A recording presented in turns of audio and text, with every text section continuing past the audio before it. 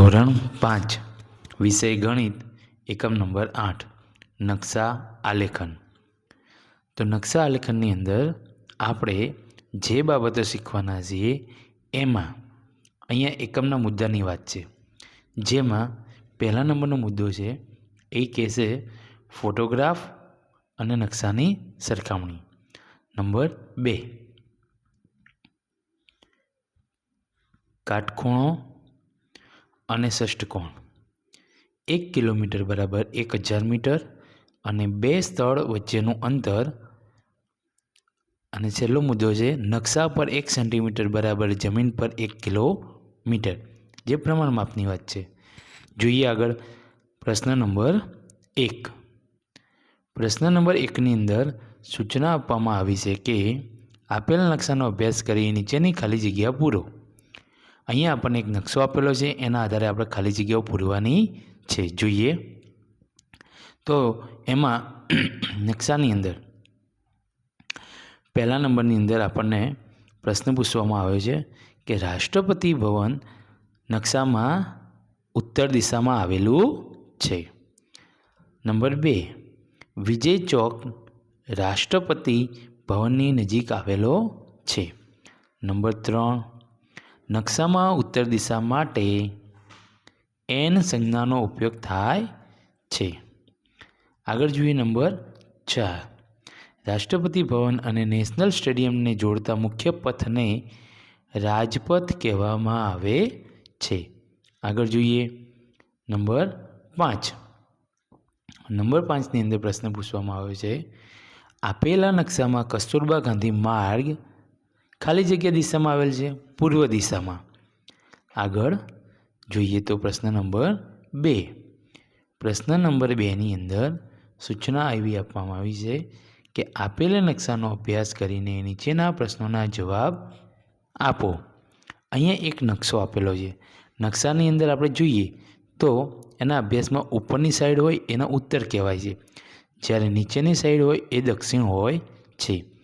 એના ડાબી બાજુમાં પશ્ચિમ દિશા હોય છે અને જમણી બાજુમાં પૂર્વ દિશા હોય છે। અહીંયા સમાચારપત્ર ભવન, મુખ્ય દ્વાર, મુખ્ય મથક, નદી વગેરે વિગતો દર્શાવેલી છે।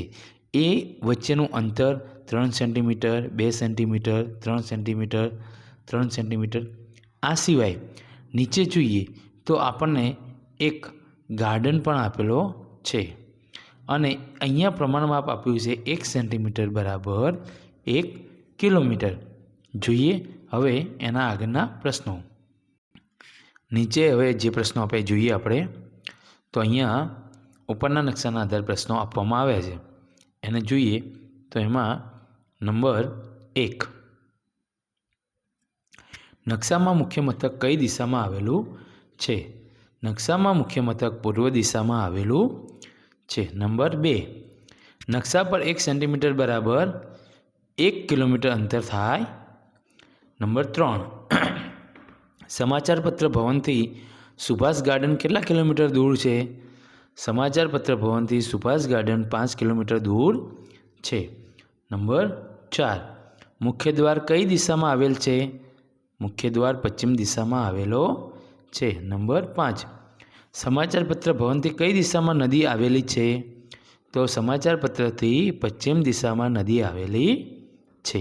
આગળ જોઈએ નંબર 6 નંબર 6ની અંદર મુખ્ય મથક મુખ્ય દ્વારની કેટલા કિલોમીટર અંતરે આવેલું છે?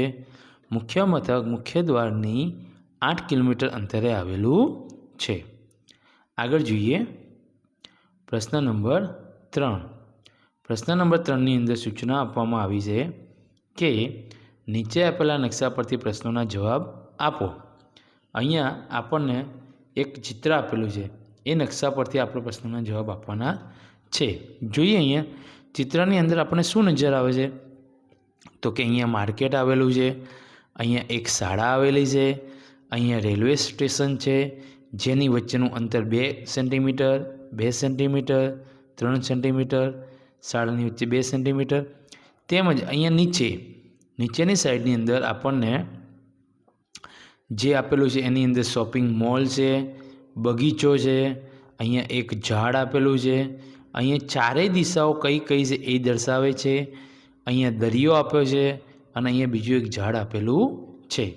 હવે આ ચિત્રના આધારે આપણે નીચેના પ્રશ્નોના જવાબ આપીશું. જોઈએ તો અહીંયા આપણને એક એનું સ્કેલ માપ પણ આપેલું છે. જે સ્કેલ માપ જોવું હોય તો અહીંયા નોંધ આપેલી છે. જોઈએ કે 1 સેન્ટીમીટર બરાબર 2 કિલોમીટર થાય છે.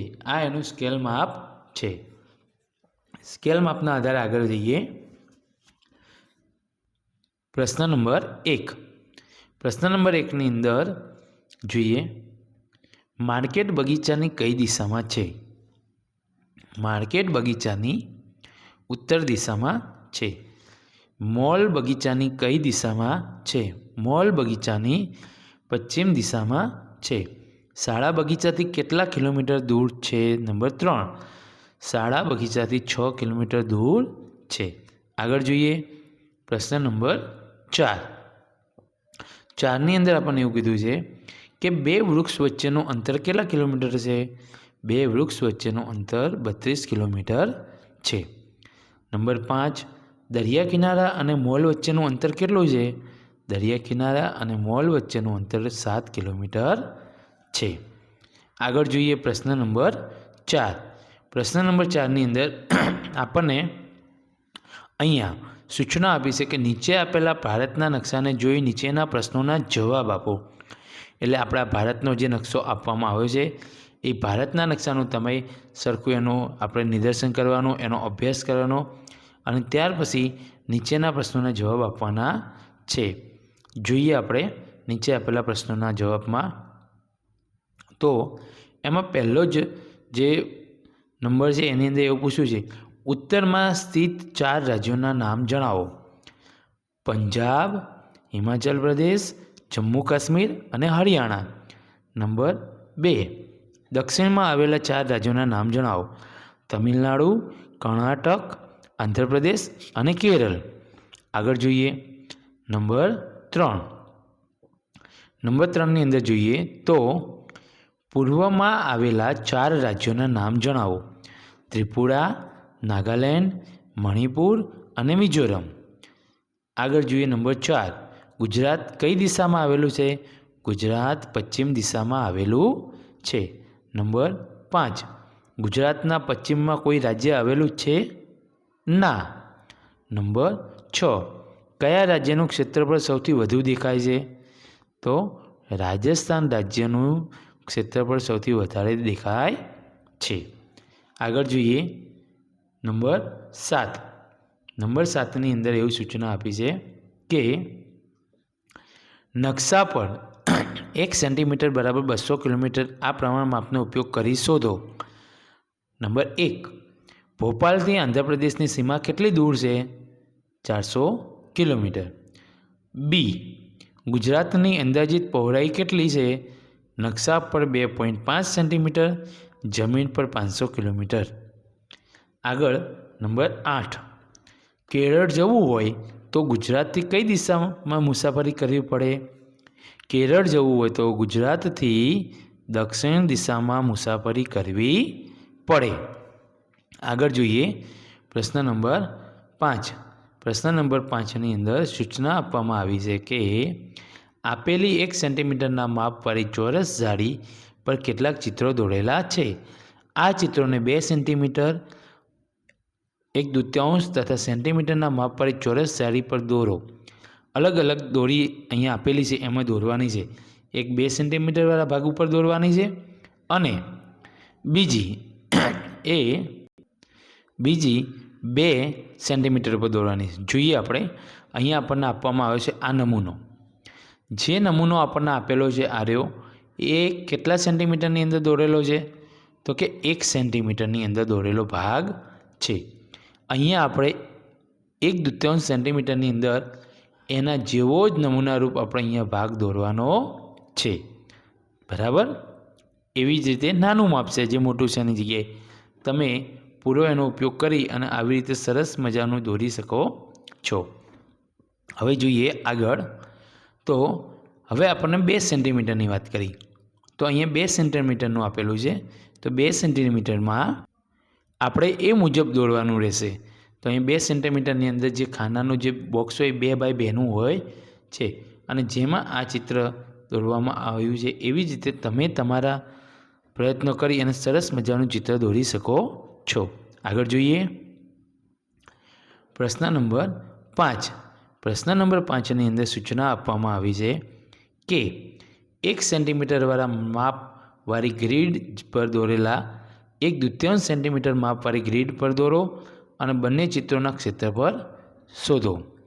અહીંયા આપણને આ મોટું ચિત્ર આપેલું છે, એના આધારે આપણે આ નાના ચિત્રની અંદર એવી જ આકૃતિ દોરવાની છે. અહીંયા આપેલું છે એવું આપણે દોરવાનું અને ત્યાર પછી એનું ક્ષેત્રફળ શોધવાનું હોય છે. તો આ જે મોટી આકૃતિનું ક્ષેત્રફળ હોય એનું અડધું નાની આકૃતિનું ક્ષેત્રફળ બને છે. 1 બાય 1 એટલે 1, 2, 3, 4, 5, 6, 7, 8, 9, 10, 11 ને 12. તો આ એનું અડધું થઈ જાય, 6 થઈ જાય. બરાબર. જોઈએ આગળ. તો અહીંયા આપેલું છે પ્રશ્ન નંબર 6ની અંદર સૂચના. નીચેના નકશા પરથી પ્રશ્નોના જવાબ લખો. અહીંયા આપણને એક પ્રશ્ન આપેલો છે, એના જવાબ લખવાના છે. જોઈએ તો અહીંયા કોચનું ઘર આપવામાં આવ્યું છે. આ કોચનું ઘર છે અને અહીંયા એ નયનનું ઘર આપવામાં આવ્યું છે. હવે એના જવા માટેના રસ્તાની વાત છે. તો આપણે જોઈએ તો નયન છે એ અહીંયા થઈને અહીંયા થઈ અને અહીંયા કોચના ઘરે આવી શકે છે. બીજી વાત કરીએ તો અહીંયા થઈ અને અહીંયા થઈને પણ નયન કોચના ઘરે જઈ શકે છે. અને ત્રીજી વાત કરીએ તો નયન અહીંયા થઈ સીધું આવી અહીંયા આમ થઈ અને વળી કોચના ઘરે આવી શકે છે. એટલે નયનને કોચના ઘરે આવવા માટે 3 રસ્તા છે. જોઈએ અહીંયા આપણને પ્રશ્નો પૂછવામાં આવે છે. નંબર 1, કોચના ઘરેથી નયનના ઘરે જવાનો રસ્તો સૌથી ટૂંકો રસ્તો નકશામાં દર્શાવો. જે આપણે હમણાં પહેલાં જ દર્શાવ્યો હતો એ મુજબ. નંબર 2, કોચના ઘરેથી નયનના ઘરે જવાનો સૌથી લાંબો રસ્તો દર્શાવો. તો જે લાંબો રસ્તો હતો એ અહીંયા થઈને જતો હતો, એ લાંબો રસ્તો હતો. અને નંબર 3, નયન કેટલા રસ્તાઓથી કોચના ઘરે જઈ શકે નકશામાં દર્શાવો.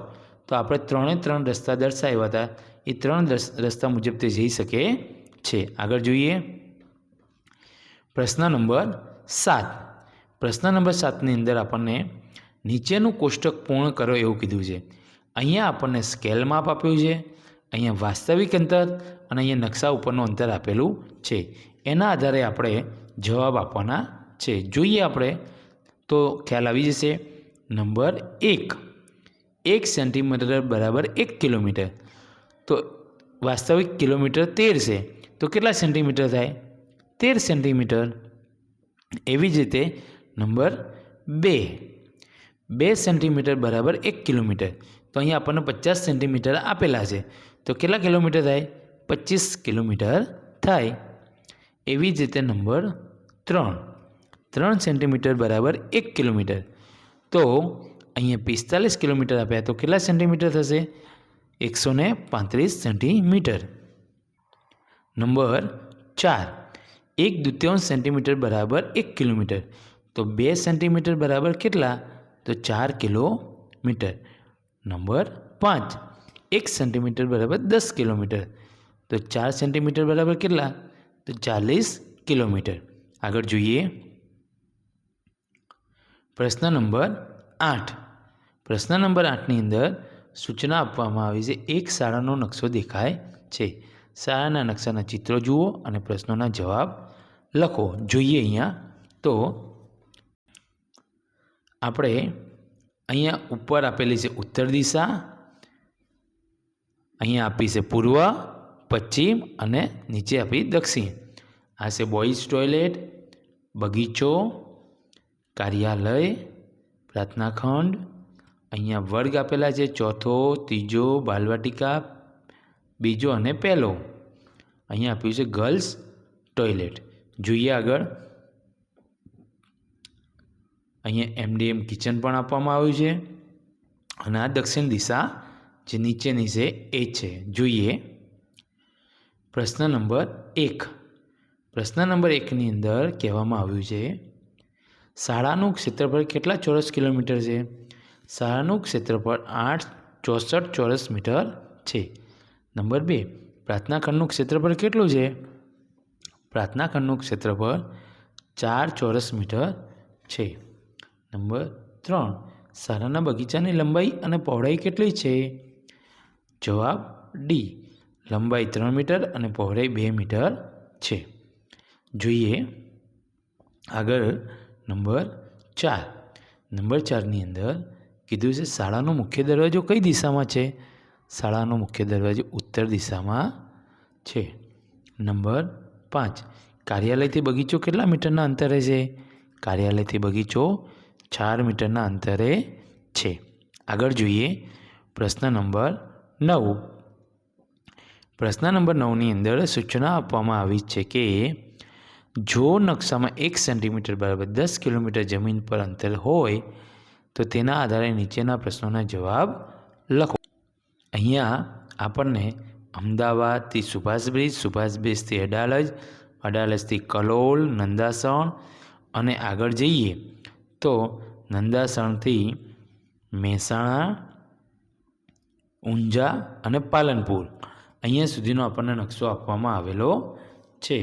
તો આપણે જોઈએ એને. અહીંયા આપેલા છે પ્રશ્ન નંબર 1. મહેસાણાથી અડાલજ વચ્ચેનું અંતર કેટલું થાય? મહેસાણાથી અડાલજ વચ્ચેનું અંતર 110 કિલોમીટર થાય. નંબર 2. પાલનપુરથી મહેસાણા વચ્ચેનું અંતર કેટલું થાય? પાલનપુરથી મહેસાણા વચ્ચેનું અંતર 90 કિલોમીટર થાય. નંબર 3. નંદાસણથી સુભાષ બ્રિજ વચ્ચેનું અંતર જણાવો. નંદાસણથી સુભાષ બ્રિજ વચ્ચેનું અંતર 80 કિલોમીટર થાય. નંબર 4. પાલનપુરથી કલોલ વચ્ચેનું અંતર જણાવો. પાલનપુરથી કલોલ વચ્ચેનું અંતર 170 કિલોમીટર થાય. આગળ જોઈએ નંબર 5. નંબર 5ની અંદર કહેશે ઊંઝાથી અમદાવાદ વચ્ચેનું અંતર કેટલું થાય?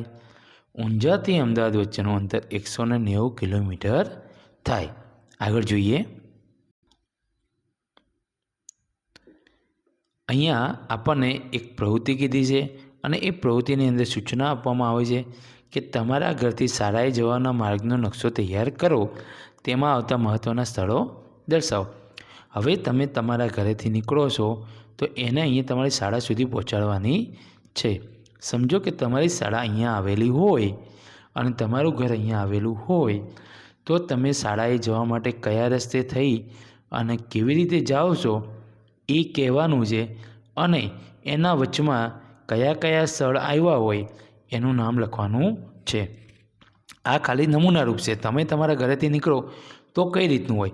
જેમ કે અહીંયા એક કીધું કે આપણે ઘરેથી જ્યારે નીકળીએ તો અહીંયા તમારું ઘર હોય તો ઘરેથી નીકળતા રસ્તાની અંદર તમે આવ્યા તો અહીંયા પંચાયત આવે. અહીંયા પંચાયત આવ્યા પછી તમે અહીંયા ઉપર જાઓ છો તો અહીંયા રસ્તામાં આંગણવાડી આવે છે તો આંગણવાડી દર્શાવવાની. અહીંયાથી આગળ જતાં અહીંયા થઈ અને જો તમારી શાળા આવી જતી હોય તો સીધી શાળા આવી જાય. પણ જો શાળા નથી આવતી અને તમારે બીજું કોઈ રસ્તામાં આવે પછી શાળા આવે તો એ મુજબ તમારે તમારી શાળાનો નકશો બનાવવાનો છે. અહીંયા નંબર બીજી એક આપેલી છે કે તમારી શાળાના મુખ્ય દરવાજાથી તમારા વર્ગખંડ સુધીના માર્ગનો નકશો તૈયાર કરો. તેમાં વચ્ચે આવતી જગ્યાઓ દર્શાવો. હવે વર્ગ સુધીના માર્ગનો નકશો તૈયાર કરવાનો છે તો આપણે જ્યારે શાળાની અંદર પ્રવેશ કરો છો તમે તો શાળામાં પ્રવેશ કર્યા પછી તમે કઈ રીતે તમારા વર્ગખંડ સુધી પહોંચો છો. અહીંયા સમજો કે તમારી શાળાનો નકશો આપેલો હોય અને એની અંદર આ રીતના બિલ્ડિંગ હોય તો એની અંદર અહીંયા આગળ કદાચ દરવાજો હોય અને અહીંયાથી તમારો શાળાનું મુખ્ય દ્વાર હોય તો અહીંયાથી તમે પ્રવેશ કરો છો. પછી ત્યાં થઈને તમે તમારા વર્ગમાં જાઓ છો તો એવી રીતે તમારો વર્ગ દર્શાવવાનો છે. આવી રીતે આ નમૂનારૂપ તમને ખાલી સમજાવવામાં આવ્યું છે. તમારે આવી રીતે તમારો એ માર્ગનો નકશો તૈયાર કરવાનો છે. અહીંયા આપણું સ્વઅધ્યયન સોલ્યુશન માર્ગદર્શન પૂર્ણ થાય છે. અમારી સાથે જોડાયેલા રહો અને આવા જ માર્ગદર્શન વિડીયો મેળવતા રહો. આવજો.